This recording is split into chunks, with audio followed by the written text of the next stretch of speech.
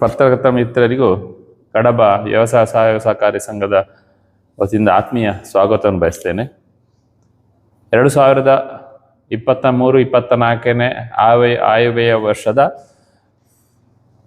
ಈ ಸಲದ 23ನೇ ಆಯವ್ಯಯದ ವರ್ಷದ 25ನೇ ಮಹಾಸಭೆಯಲ್ಲಿ ಸಭೆಯ ವರದಿಯನ್ನು ಈಗಾಗಲೇ ನಿಮಗೆ ಕೊಟ್ಟಿದ್ದೇವೆ. ನಮ್ಮ ಸೊಸೈಟಿಯು ದಕ್ಷಿಣ ಕನ್ನಡದಲ್ಲಿ ದೊಡ್ಡ ವ್ಯವಹಾರವನ್ನು ಹೊಂದಿರುವಂಥ ಸೊಸೈಟಿ. ಕಳೆದ ಒಂದು 12 ವರ್ಷದಿಂದ ಸತತ ಎ ಶ್ರೇಣಿಯನ್ನು ನಮ್ಮ ಸೊಸೈಟಿ ಪಡೆದಿದೆ ಮತ್ತು ಪ್ರತಿ ವರ್ಷವೂ DCC ಬ್ಯಾಂಕಿನಿಂದ ಪ್ರೋತ್ಸಾಹಕ ಬಹುಮಾನವನ್ನು ಪಡೆಯುತ್ತಾ ಇದೆ. ಹೀಗೆ ಹೇಳಲಿಕ್ಕೆ ನಮಗೆ ಹೆಮ್ಮೆ ಆಗಿದೆ. ಈ ಒಂದು ಯಶಸ್ವಿಗೆ ನಮ್ಮ ಸಂಘದ ಎಲ್ಲ ನಿರ್ದೇಶಕರುಗಳು, ಸಿಬ್ಬಂದಿ ವರ್ಗ, CEO, ಅದರ ಜೊತೆಗೆ ನಮಗೆ ನಿರಂತರ ಪ್ರೋತ್ಸಾಹ ಕೊಡ್ತಿರುವಂತಹ DCC ಬ್ಯಾಂಕಿನ ನಿರ್ದೇಶಕದ ಶ್ರೀ ಶಶಿಕುಮಾರ್ ಬಾಲ್ಯೊಟ್ಟು ಮತ್ತು DCC ಬ್ಯಾಂಕ್ನ ಅಧ್ಯಕ್ಷರಾದ ಶ್ರೀ ಡಾಕ್ಟರ್ ರಾಜೇಂದ್ರ ಕುಮಾರ್ ಅವರಿಗೆ ನಾವು ಆಭಾರಿಯಾಗಿದ್ದೇವೆ. ಈ ಸಲ ನಾವು ದೊಡ್ಡ ಮೊತ್ತದ ಲಾಭವನ್ನು ಪಡಲಿಕ್ಕೆ ನಮ್ಮ ಸಿಬ್ಬಂದಿಗಳ ಪರಿಶ್ರಮದಿಂದ ಸಾಧ್ಯ ಆಗಿದೆ. 3,29,00,000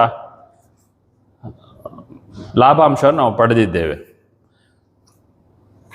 ಸುಮಾರು 10,05,00,000 ಪಾಲು ಬಂಡವಾಳವನ್ನು ಹೊಡೆದು ನಮ್ಮ ಸಂಸ್ಥೆ ಪಡೆದಿದೆ.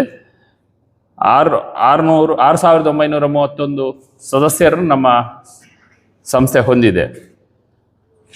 ಈ ಸಲ ಸಾಧಾರಣ ಕಳೆದ ವರ್ಷಕ್ಕಿಂತ 308 ಲಕ್ಷ ಅಂದರೆ 3 ಕೋಟಿ ಜಾಸ್ತಿ ಡೆಪಾಸಿಟ್ ನಾವು ಸಂಗ್ರಹಿಸಲು ಸಾಧ್ಯವಾಗಿ 44,41,00,000 ಡೆಪಾಸಿಟ್ ನಾವು ಸಂಗ್ರಹಿಸಿದ ಹೇಳಲಿಕ್ಕೆ ಹೆಮ್ಮೆ ಅನಿಸ್ತದೆ.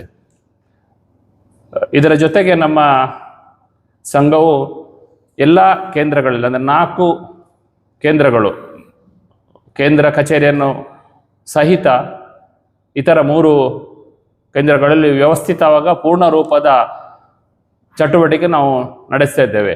ಈಗಾಗಲೇ ಇಲ್ಲಿಂದ ಸುಮಾರು 10-15 ಕಿಲೋಮೀಟರ್ ದೂರದ ಕೊಣಾಜೆಯಲ್ಲಿ ನಮ್ಮ ಬ್ರ್ಯಾಂಚನ್ನು ಪ್ರಾರಂಭಿಸಿ ಈ ವರ್ಷ ಒಂದು ಜಾಗೆಯನ್ನು ಖರೀದಿಸಿದ್ದೇವೆ. ಕೂಡಲೇ ಅಲ್ಲಿ ಒಂದು ವ್ಯವಸ್ಥಿತವಾದ ಗೋದಾಮು, ಆಡಳಿತ ಕಚೇರಿಯನ್ನು ಪ್ರಾರಂಭ ಮಾಡಲಿಕ್ಕೆ ಇದ್ದೇವೆ. ಇದರ ಜೊತೆಗೆ ನಮ್ಮ ಎಲ್ಲ ಸದಸ್ಯರಿಗೆ ಅನುಕೂಲವಾಗುವಂತೆ ನೀರಾವರಿ ಬೇಕಾದ ಸಲಕರಣೆಗಳು, ರಸಗೊಬ್ಬರ ಮತ್ತು ಅದಕ್ಕೆ ಪೂರಕ ಸಾಮಗ್ರಿಗಳನ್ನು ನಮ್ಮ ಕೇಂದ್ರಗಳಲ್ಲಿ ಕಾಂಪಿಟೇಟಿವ್ ರೇಟಲ್ಲಿ, ಬರೀ ಕಡಿಮೆ ಅಂತ ಹೇಳೋದಿಲ್ಲ, ಕಾಂಪಿಟೇಟಿವ್ ಕೊಡಲಿಕ್ಕೆ ಪ್ರಯತ್ನಿಸಿದ್ದೇವೆ. ಅದನ್ನು ಮಾಡ್ತಾ ಇದ್ದೇವೆ. ಹೆಚ್ಚಿನ ಸದಸ್ಯರು ನಮ್ಮಲ್ಲಿ ಖರೀದಿಯನ್ನು ಮಾಡ್ತಾ ಇದ್ದಾರೆ.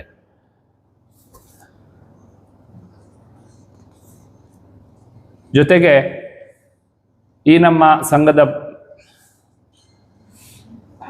ಅಭಿವೃದ್ಧಿಯಲ್ಲಿ ಪತ್ರಕರ್ತರು ನಿಮ್ಮೆಲ್ಲ ಪಾತ್ರವಿದೆ. ನೀವು ಸದಾ ನಮ್ಮನ್ನು, ಸಂಘದ ಏಳಿಗೆಯನ್ನು ನಿಮ್ಮ ಪತ್ರಿಕೆಗಳಲ್ಲಿ ಪ್ರಚಾರಿಸಿ ನಮ್ಮನ್ನು ಪ್ರೋತ್ಸಾಹಿಸ್ತಿದ್ದೀರಿ. ನಿಮಗೆಲ್ಲರಿಗೂ ನಾನು ಅಭಿನಂದನೆಗಳನ್ನು ಹೇಳುತ್ತಾ ನನ್ನ 2 ಮಾತು ಮುಗಿಸ್ತೇನೆ.